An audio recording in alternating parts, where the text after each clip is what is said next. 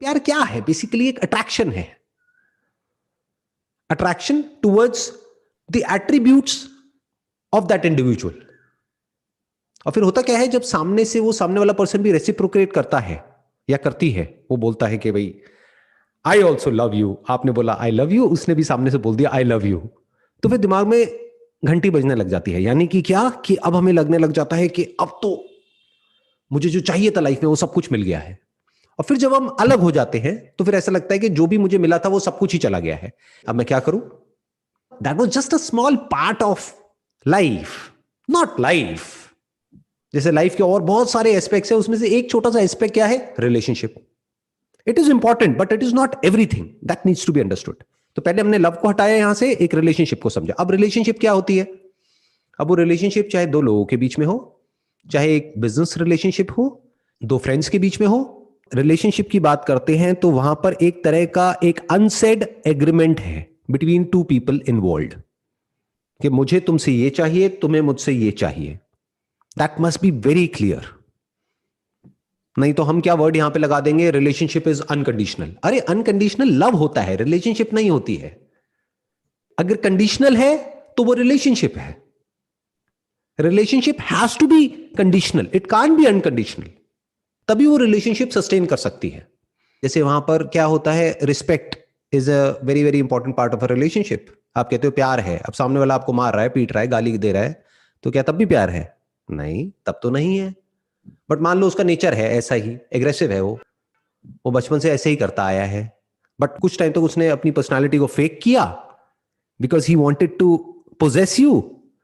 तो जब आप उसको मिल गए तब उसका असली जो चेहरा है वो सामने आ रहा है निकल करके। अब आप क्या कहोगे, अब मेरे को उससे प्यार है या नहीं है? बट अब वो तो आपको छोड़ेगा नहीं, आप उसको छोड़ना चाहते हो, वो आपको छोड़ेगा नहीं, तो क्या ये प्यार है? Love is unconditional but relationship can't be unconditional. Relationship में प्रॉपर बाउंड्रीज डिफाइन करी जाती है एक दूसरे के लिए, कि भाई अगर हम एक कमिटेड रिलेशनशिप में हैं या हमारी मैरिज हो गई है तो आप बाहर किसी के साथ में अफेयर नहीं करोगे। तो वो क्या है, कंडीशन ही तो है। आप मेरे से तमीज से बात करोगे और मैं आपसे तमीज से बात करूंगी। आप मेरे साथ में वैसे ही बिहेव करोगे जैसे कि आप चाहते हो कि मैं आपके साथ में बिहेव करूं। ये कंडीशंस है कुछ इस रिलेशनशिप की। तो क्या आ गया? रिस्पेक्ट आ गया, ट्रस्ट आ गया, और क्या आ गया? हम बोलते नहीं है, इसके बारे में बात नहीं करते हैं, बट सेक्सुअल इंटीमेसी आ गया, which is a very very important part of a relationship. और क्या आ गया? एक दूसरे को टाइम देना आ गया। नाम के लिए हम बोल देते हैं नहीं नहीं हम तुमको प्यार करते हैं, अब मैं जो भी कुछ कर रहा हूं तुम्हारे लिए तो कर रहा हूं, साल में 12 महीने में से 10 महीने में बाहर हूं, पूरे वर्ल्ड में घूम रहा हूं, फिर रहा हूं, किस लिए? मैं तुम्हारे लिए कर रहा हूं, अपनी फैमिली के लिए कर रहा हूं, बच्चों के लिए कर रहा हूं। तो it is okay if the other person is also okay with that. अगर दोनों की प्रायोरिटी सेम है तब तो ठीक है। अगेन क्या हुआ? कंडीशंस आ गई कि वाइफ और बच्चे भी यही चाहते हैं कि अभी हमारे लिए पैसा इंपॉर्टेंट है, जाओ जहां जाना है जाओ, बस पैसा कमा करके लाओ। तो ठीक है, कोई दिक्कत नहीं है, दोनों एग्री कर गए। बट जो वाइफ है वो कह रही है अरे मेरे को पैसे से इतना मतलब नहीं है, मुझे तुम्हारा टाइम चाहिए, मुझे तुम्हारा साथ चाहिए। लेकिन वो कह रहा है कि नहीं नहीं नहीं नहीं, मेरे को ये चाहिए, मेरे को वो चाहिए, लेकिन नाम किसका दे रहा है? अपनी वाइफ का, कि मैं तुम्हारे लिए ही तो कर रहा हूं। ये कैसी रिलेशनशिप है? सो ये क्वेश्चन तब उठेगा, हाउ टू अनलव अ पर्सन, जब आप उस पर ठप्पा लगाओगे एक रिलेशनशिप का कि इट इज लव। जल्दी मत करो, उसको प्यार का नाम मत दो। प्यार को समझने में बहुत टाइम लगेगा, पूरी लाइफ लग जाएगी। और जब समझ आएगा कि एक्चुअल में प्यार क्या है, तो उसमें सिर्फ वो पर्सन इंक्लूड नहीं होगा, सब कुछ इंक्लूड हो जाएगा, ये पूरा यूनिवर्स इंक्लूड हो जाएगा, कुछ भी एक्सक्लूड नहीं होगा, वहां पर कोई कंडीशंस नहीं होंगी, फिर वो पर्सन आपसे अलग नहीं होगा। लेकिन हैविंग सेड दैट, जो रिलेशनशिप है that is a part of love. Social service, service to mankind और to all living beings or to this universe is also a part of love, just like a relationship is also a part of love, but it is not love, that needs to be understood। सबसे पहले तो ये जो relationship है इसको प्यार का नाम नहीं देना है। जैसे एक बिजनेस रिलेशनशिप होती है या एक एम्प्लॉयर और एम्प्लॉय के बीच में रिलेशनशिप होती है, हम क्या बोलते हैं? That is love, That's a contract. We can call it partnership, Yeah. जिस पर दोनों म्यूचुअली एग्री करते हैं। और अगर फ्यूचर में जाकर के दोनों के गोल्स अलग अलग हो जाते हैं तो क्या करते हैं? हम उस कॉन्ट्रैक्ट को खत्म कर देते हैं, यानी पार्टनरशिप को खत्म कर देते हैं। This is from the business stand point. अब यहां पे समझना पड़ेगा कि एग्जैक्टली क्या प्रॉब्लम होती है जिसको हम ब्रेकअप कह रहे हैं। वो ब्रेकअप प्रॉब्लम क्यों होती है? क्योंकि मानो आपने किसी के साथ में एक बिजनेस में पार्टनरशिप करी, और वो बिजनेस में आगे जाकर के आपको रियलाइज हो गया कुछ टाइम बाद, सोच के करी थी कि बहुत अच्छा होगा, बट कुछ टाइम बाद आपको समझ आ गया कि नहीं, अलाइन नहीं हो रहा। तो आपने आराम से जाकर के सामने वाले से बात करी कि भाई देखो, ऊपर ऊपर के लेवल के डिफरेंसेस तो चलते हैं, वो तो होंगे ही, because you are a different individual, I am different, तो वो तो चलता है, बट बेसिक जो फंडामेंटल लेवल पे जो वैल्यूज हैं, उस लेवल पे एक बहुत बड़ा क्लैश है, और वो चेंज नहीं हो सकता है। मान लो एथिक्स, उस पर मैं कॉम्प्रोमाइज नहीं कर सकता हूं, और आप प्रॉफिट पे कॉम्प्रोमाइज नहीं कर सकते हो।